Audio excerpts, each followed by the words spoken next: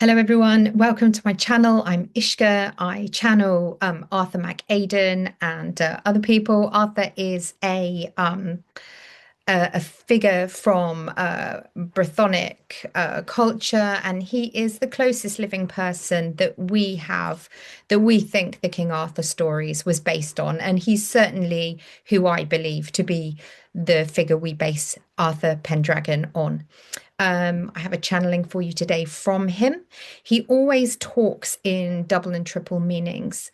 It's just the nature of the culture that he came from, the bardic culture. However, this one, he's used a lot of code words, I think, in this message. It's unusual. It's different to his normal ones, and he's making a lot more comment on what's happening politically in the wider world. So it obviously has a lot more impact energetically than these things normally would. And I think we can all agree, energetically, these things are affecting all of us, even people like me who have tried to distance themselves from it. So I will read you the message that I channeled from him today, and then I'll go through the bits to kind of say what I think they mean. But I'd really appreciate your help in the comments to try and disassemble it because it's very coded, I think. So Arthur wishes to speak. Tenenbaum falls down in his attempt to get away. Livingston makes progress in running for Senate. Jesuits fall in the time of the change. Ileana smiles for the world to see. Jesus tells the Pharisee they have no jurisdiction over the world. Leylander comes forth with power from the north. We shall all see the changes as they happen in real time. Shaman rain hatred on the heads of the men of the north. Time will tell the ones of power they can no longer succeed. Succession is stalled by unpopularity. The three ride north as they take flight. Ozymandias turns his tail to the wind. Gerrymander the places where he lays his icy torch. The prophet falls from his throne, jaded by the temper of the young one. Cease to see the way of the beast, to turn back to the path where his name tumbles from the sky. Now, you see what I mean? Even for Arthur with his double and triple meanings, there's a load of language in there that I don't really recognize a lot of it. Usually he talks in sort of references, literary references, or references from his own time. But I think that there's all sorts in there from all sorts of cultures. So I will go through it line by line, and then you can let me know if you agree with me or not, or if you can shed any light onto what on earth you think Arthur means. So the first line of the channeling is Tenenbaum falls down in his attempt to get away. Now, Tenenbaum means fir or pine tree in German. To me, I always remember that Christmas song, O Tannenbaum, so Christmas tree. But there was also a spy in the 1990s. Well, a spy, someone who was accused of being a spy in the 1990s called Dr. David A. Tenenbaum. And he was a US Army engineer who was accused of being a spy, but was acquitted and was found not guilty. So I don't know here if Arthur says Tenenbaum falls down in his attempt to get away, whether there's someone else in the US. I'm assuming he means the US, whether there's someone else in the US. Sorry, that noise is the dog. Who's called Tenenbaum that you might know of, or to me, a fir tree or pine tree or Christmas tree, or David Tenenbaum falls down in his attempt to get away. riddle me this. I might call the video that actually, because I don't get it. Livingston makes progress in his running for Senate. So the Livingston family, you probably know if you're in the US, are quite a famous political legacy, although in the sort of 1800s and 1900s. But the descendants of the Livingston family have been presidents. So, for instance, George Bush Sr. and George W. Bush were both descendants of the Livingston clan. But there's also a Bob Livingston who represents Louisiana in Congress. So I don't know.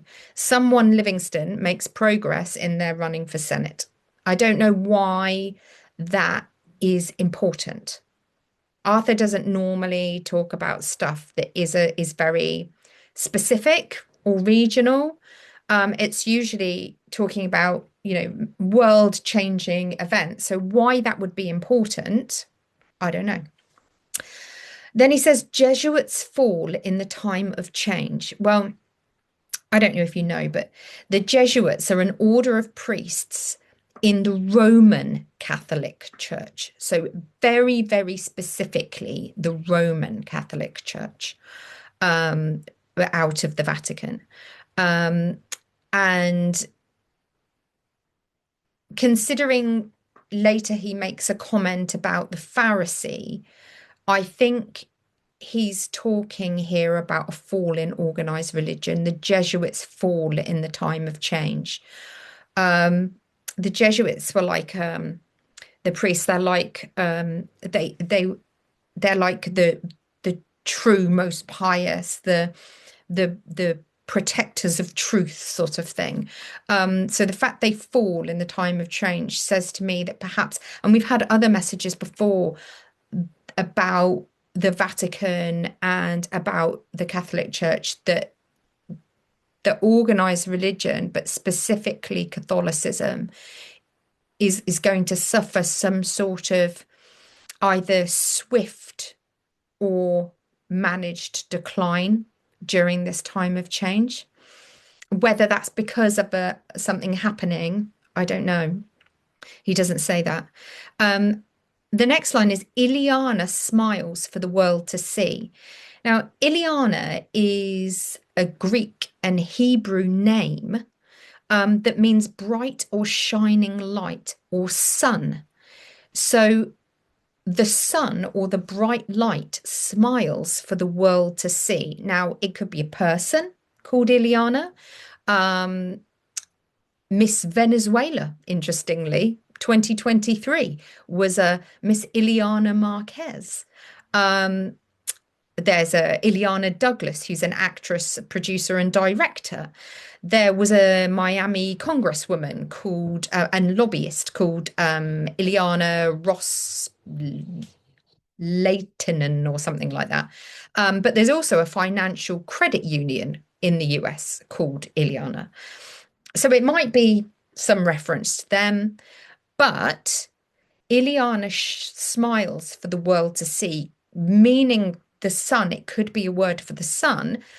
Could there be a sunspot or a group of sunspots or a coronal hole that is shaped like a smile that does something that for the world to see? So maybe a sunspot or a coronal mass ejection from something that's shaped like a smile that causes aurora across the whole world, like massively powerful. So we all see it. Is this what he means by Ileana smiles for the world to see? Because he could mean the sun.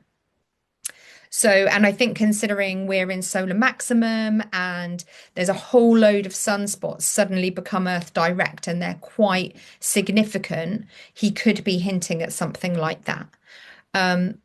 Then Arthur says, Jesus tells the Pharisee they have no jurisdiction over the world.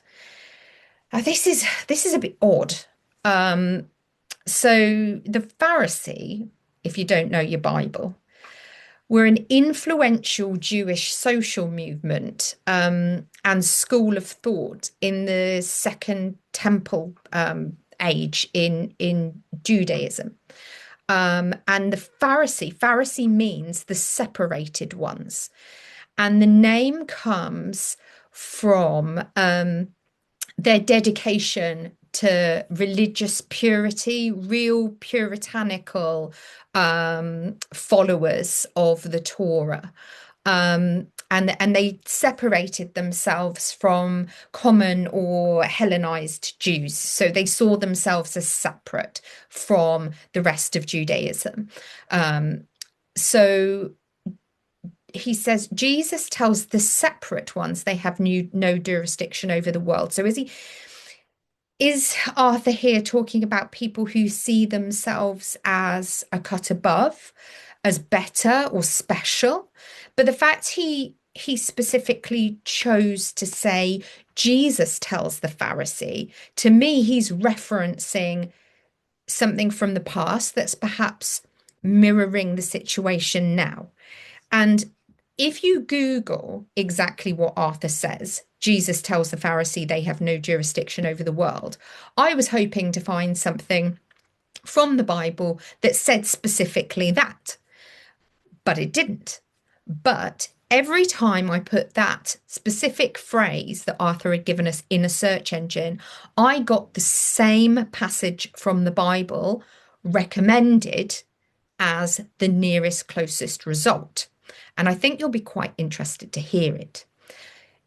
What came up when I wrote that line into a search engine was Matthew 23. And it goes like this. Woe to you, teachers of the law and Pharisees, the separate ones, you hypocrites, you shut the door of the kingdom of heaven in people's faces. You yourselves do not enter heaven, nor will you let those enter who are trying to. So those who are attending services, churches, temples. Woe to you, teachers and law of the Pharisees, you hypocrites! You travel over land and sea to win a single convert, and when you have succeeded, you make them twice as much a child of hell as you are. That's what Jesus said. And I think that's quite pertinent for the times we're in. But what I found really interesting was there's 37 passages of that. No, not 37, seven. It's called the seven woes. And seven is a spiritual number in all sorts of religions anyway. It's a sacred number. So it's interesting that they're called the seven woes. And I won't read you all seven, but that's the first two. And I think you get the idea. But it's also really interesting how that passage of Matthew ends as well. I think it's line 37 is the very last bit of that passage of Matthew that Arthur's message leads to. And it says, Jesus said, Jerusalem, Jerusalem, you who kill the prophets and stone those sent to you, how often I have longed to gather your children together as a hen gathers her chicks under her wings, and you were not willing. Look, your house has left you desolate, for I tell you, you will not see me again until you say, Blessed is he who comes in the name of the Lord. Now, I think that's quite pertinent to what's going on in the world at the moment and has been going on. But also the very last line is very interesting. You will not see me again until you say, Blessed is the one who comes in the name of the Lord. Because the evangelical church in America is quite prevalent at the moment. You could say they're causing quite a lot of problems. Because they have sort of invested politically. and mingled religion and politics.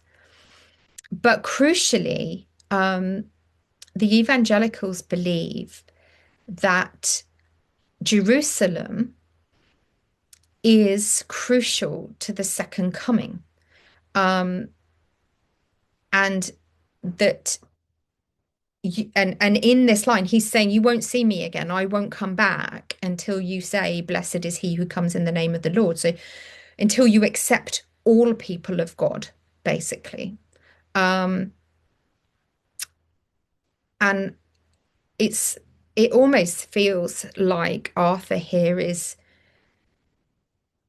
allowing Jesus to speak to the wider world at this point by referencing this. Um, it's certainly a very interesting coincidence if it is indeed that. Um, so the next line is Leylander comes forth with power from the north. Now, Leylander means fallow or untilled land, unfarmed land, land being left, um, left fallow, chosen not to farm it. So is this Arthur talking about, land that's unable to be farmed in the US because of the recruitment problems? Or is he talking about Greenland? Greenland is notoriously difficult to farm because of the terrain and the weather. So he's either talking about land that can't be farmed at the moment or Greenland, and he said comes forth with power from the north. So is a another northern country going to pile into the Greenland debate, or are northern states or someone representing the North in the US going to provide support to farmers? I don't know. It's not clear. Leyland is also an area of Lancashire in England. Um, so, you know, Leylander comes forth with power from the north. Lancashire comes forth with power from the north. I wondered if this could be Andy Burnham.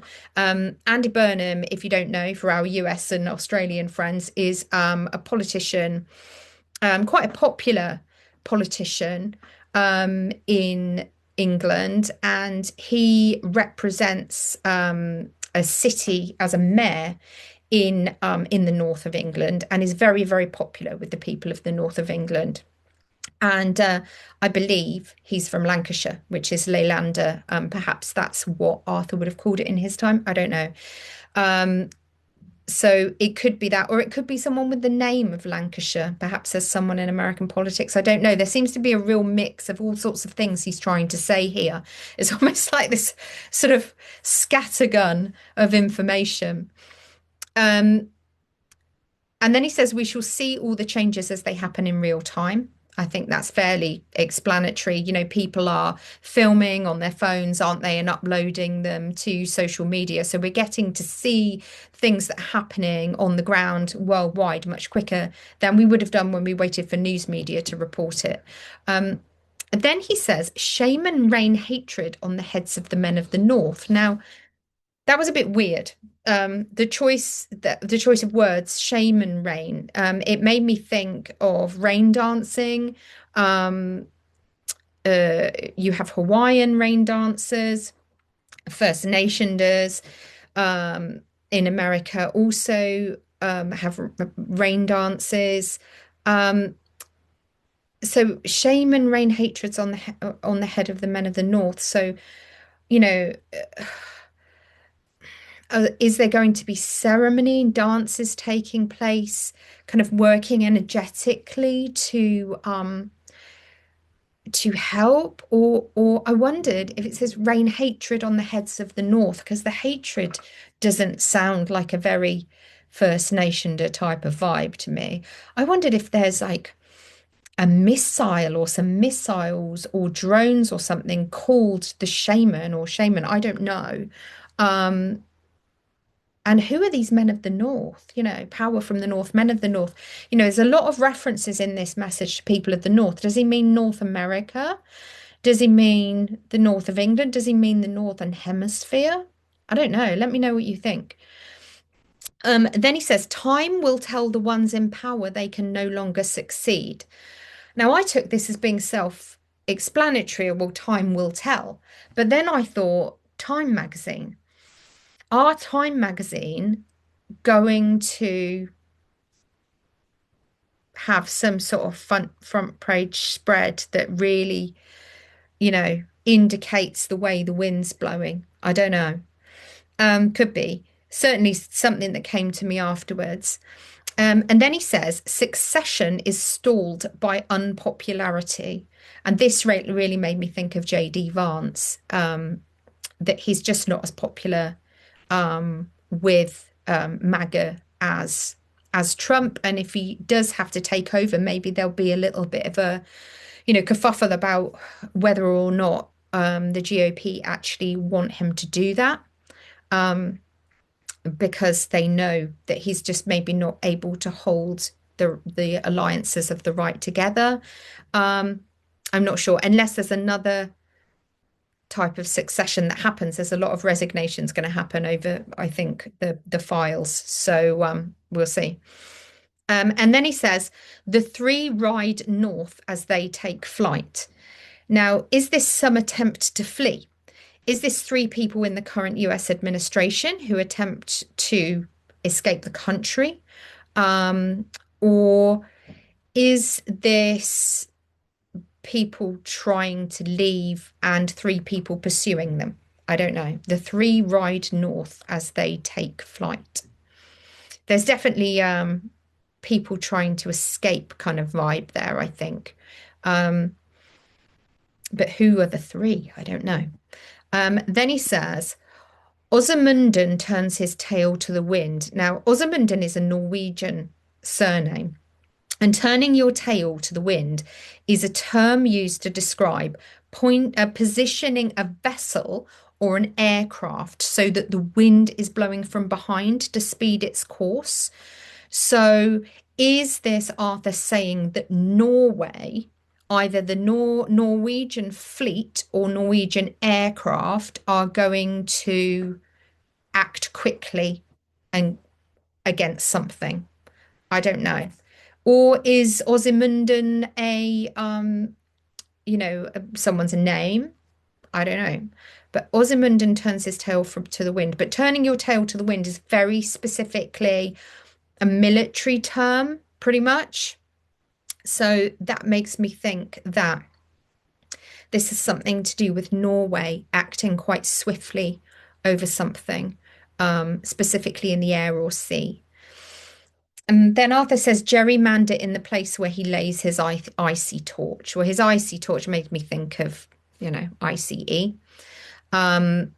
And the torch made me think of the torch of the Statue of Liberty, carrying the torch of a kind of icy liberty, like the wrong sort of liberty, libertarians. And I don't really understand about US the mechanics of the US voting system is very complicated. So, US gerrymander in the place where he lays his icy torch, I guess that'll mean more to you guys in the US than it does to me in the UK. The prophet falls from his throne, jaded by the temper of the young one. Now, this immediately made me think of Trump.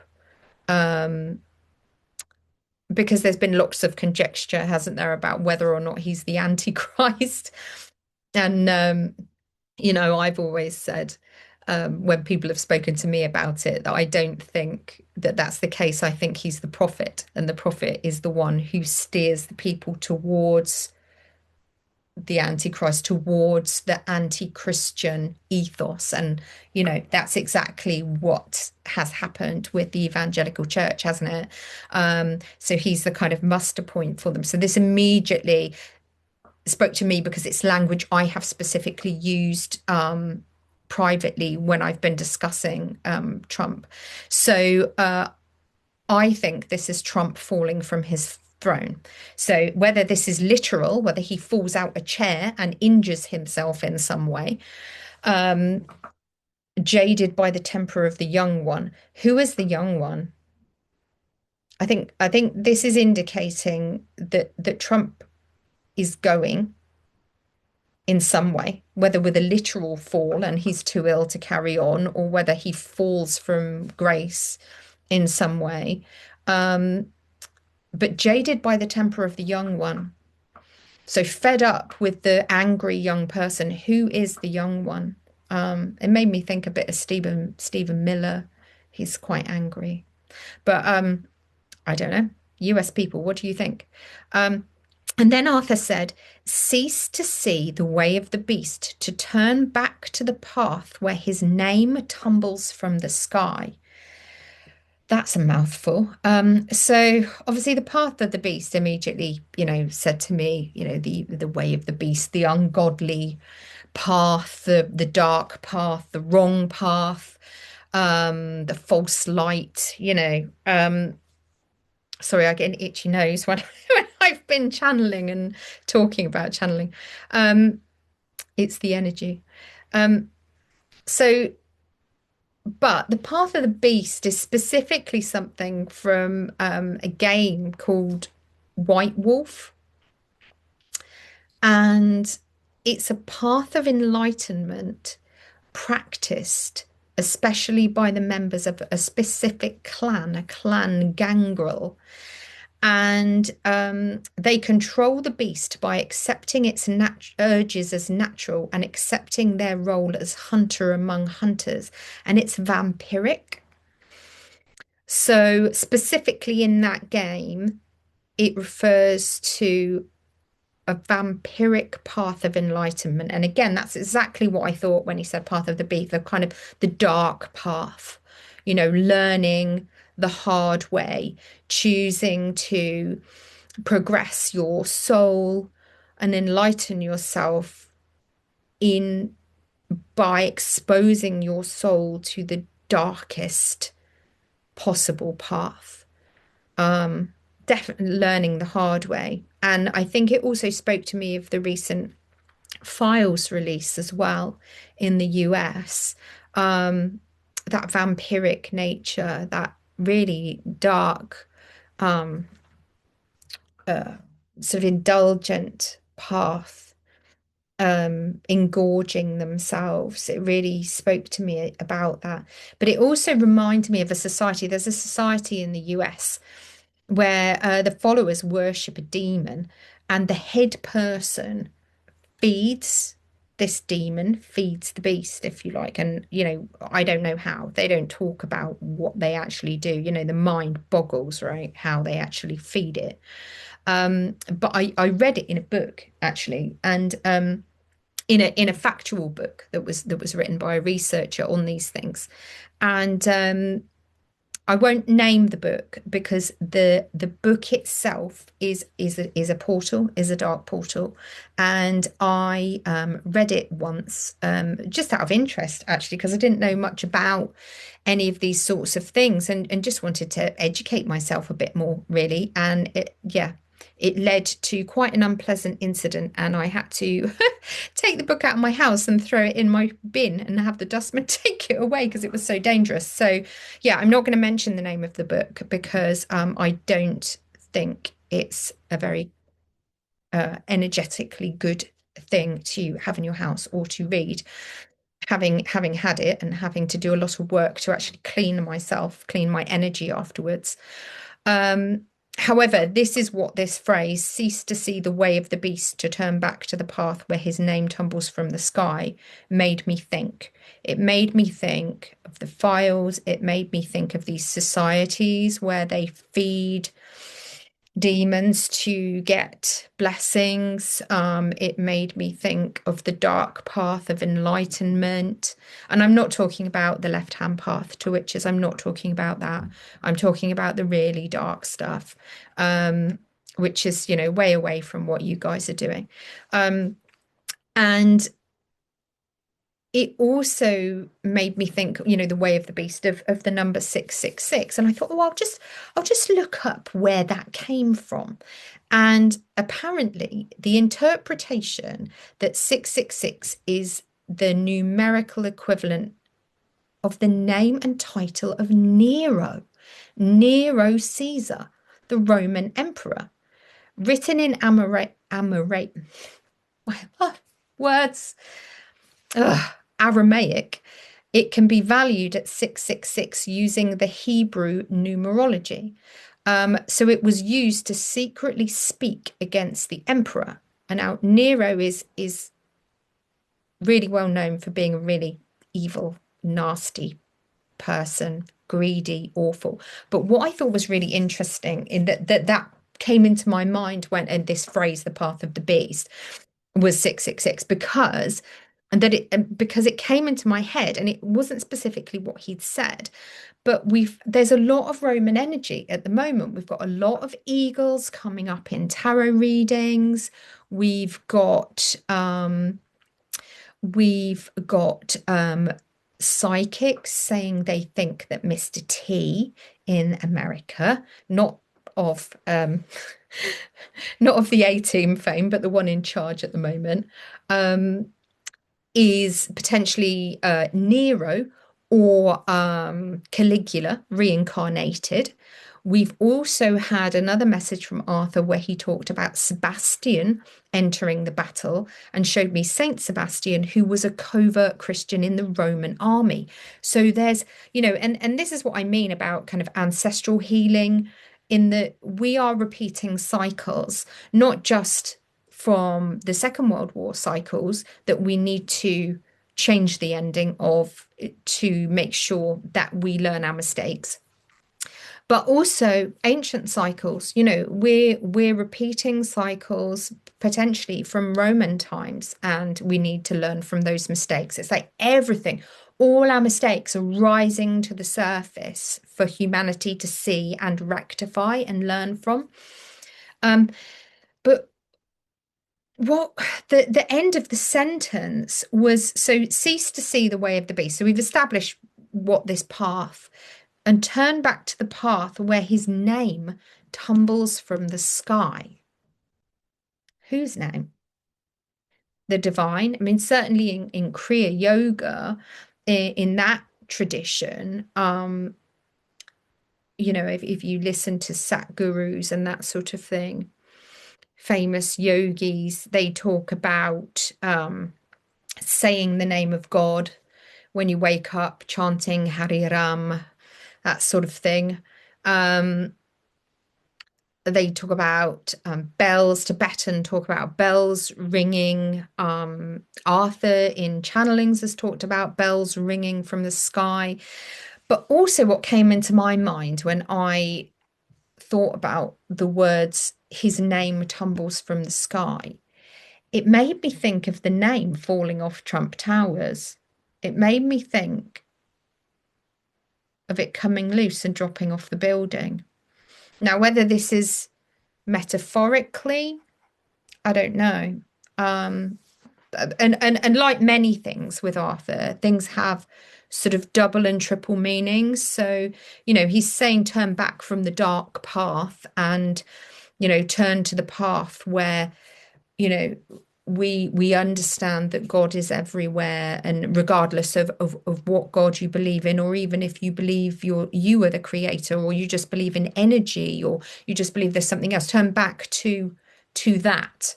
But then there was also this double meaning of the Trump family name physically dropping and falling off the Trump Towers. So yeah, that really confusing message today.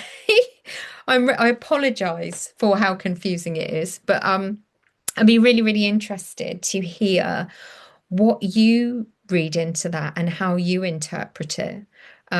Because it's befuddled my brain a little, especially because it's not things that I have a point of reference for. He's quoting Norwegian surnames and Greek and Hebrew and the Bible, which I don't have an encyclopedic knowledge of, and you know is way out of my comfort zone today. So let me know what you think. Don't forget to like and subscribe, and I'll see you again soon, hopefully when I'm less confused. Bye bye.